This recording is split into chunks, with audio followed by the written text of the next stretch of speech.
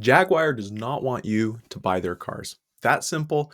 If you're watching this, they probably are not interested in you owning anything that they're making. Now, that's kind of a bold statement, kind of crazy, but let's now compare Jaguar to Cracker Barrel, maybe the NFL with their Super Bowl, and see what they're doing and see if they're doing a better job than what these others have done. So let's jump in just real quick and talk about Jaguar. Jaguar's had an interesting history. They've been independent, owned by other big organizations. Now they're partnered up and they're part with Land Rover. So it's Jaguar Land Rover, and they're a registered business in England.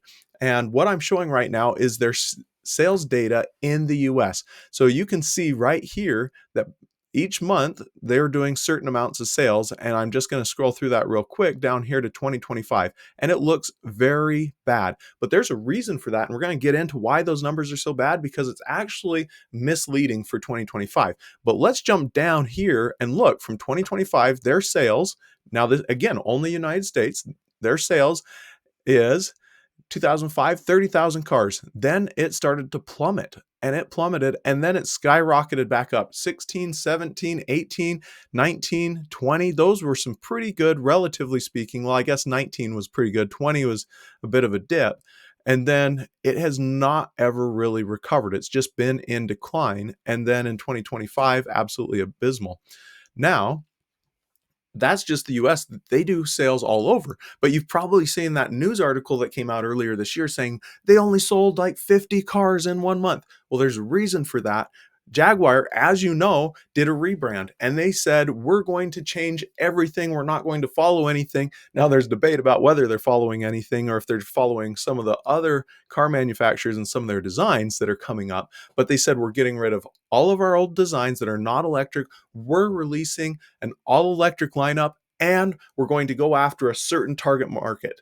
Now, why would they do that? I think these numbers are very telling why they would do that. Let's take a look at a few more of their numbers.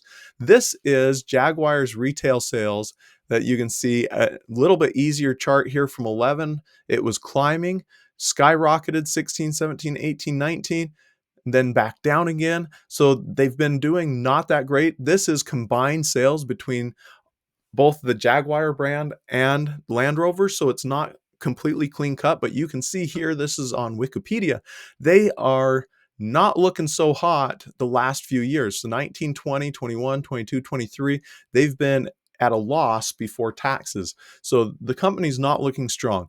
This is the same situation that companies like Cracker Barrel, they're like, oh, where we're at is not where we want to be. We need to make some changes in order to accomplish that. Now, both Cracker Barrel, the NFL, they were same position. We're like, we're not where we want to be. We want to grow. We want to attract new customers to come watch the football. Cracker Barrel's like, we want to attract new customers into our store. Jaguar is like, we want to attract new customers. What I want to show you this Wall Street Journal article because they say it very clearly here. It says that unlike Cracker Barrel or Bud Light, the company is attempting to move into a more exclusive market.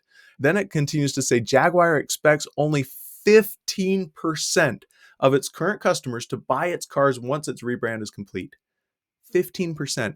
Said another way, they are intentionally alienating 85% of their current customer base. Is that like a death sentence for the company, or are they doing something really smart? Only time can tell. But there was a lot of backlash because they intentionally alienated. I think one of the differences with like Cracker Barrel is Cracker Barrel was not intentionally trying to alienate anyone. Cracker Barrel was not saying that we're going to try and get rid of our current customer base. They were just saying we think more people could enjoy our food. Same thing with Bud Light. They were not intentionally trying to alienate it. The NFL wasn't, I don't think they were intentionally thinking that bringing on Bad Bunny was going to alienate everyone that got up in arms. Jaguar said, oh yeah, this is intentional. We don't want you as our customer anymore. What do you think about that? Is that a bold, proper move, or is that a terrible move? From a brand perspective, they have alienated 85% of their current customers. Those are the loyal people that like and trust Jaguar. What they are doing is they're saying, we're looking at the market as a whole, and their customers aren't that loyal. You can see from the numbers, it was in decline. So they're probably saying, we've got to find a new customer base. Who could we get? They said, we want young people.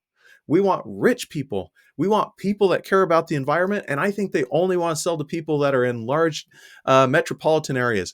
That's who I think they're going after. They want progressives that have a lot of money, live in metropolitan areas. That's who they want. And if you're not that model, they don't care about you anymore. They're sick of you. Go away, go buy something else. That's what they're saying. They are okay being a luxury car again. They got transformed when Ford owned them from being a luxury car to just being a higher end kind of car. And they say, we want to go back to the luxury. We don't care if we sell as many, but you're sure going to pay a premium. As I understand it, most of their stuff is going to be well over $100,000. That's not trying to just be a nice car. That's trying to move back into luxury. And in order to move into luxury, they said, we have to find people that will be loyal to us. So I think they went out and looked at the market and said, who could be loyal to us as a brand, and said, we're going to now talk directly to you and forget everybody else. And they did that in such a big and bold way that it may actually pay off. Now, I'm not one of their target customers, that's for sure, but they don't care about me anyway, so that's okay. I think the marketing people at Jaguar may actually be able to pull this off because they're following some of the key principles. Key principles being, know your customer, give your customer what they want, speak directly to your customer, address their concerns. Jaguar is trying to do all those things, and they're doing them intentionally. Some of these other brands, they totally stepped in a mess because they were not being intentional and they weren't staying focused. We'll see, only time will tell, but I bet Jaguar's probably going to be able to pull out of this. Now, there is one other caveat that Jaguar had that hit them that may hold them back, and that was I think it was about August or September of this year. They experienced a massive cyber attack that stopped a lot of their production. So coming back to this, the reason 2025 is so bad is they've stopped making the old cars and they're selling out of inventory. That's my understanding. Now, the big problem is if they've been down for a month or so with all their manufacturing because of the cyber attack, they may not be able to roll out as quickly as they want to in 2026. That could cause them a bit of a hiccup on this journey, but by and large, I don't agree with their advertising method or the way they're promoting or what their company stands for. And that's okay. I think that's great because that's what capitalism's all about. I'm not here to serve everybody. They're not here to serve everybody. They're here to serve their customer. I'm here to serve my customer, and let the customer decide whether they want to do business with them. Amazing. They're on point, staying strategic. And I think if they can do that and sell cars to those people, great. But I'll never be buying one.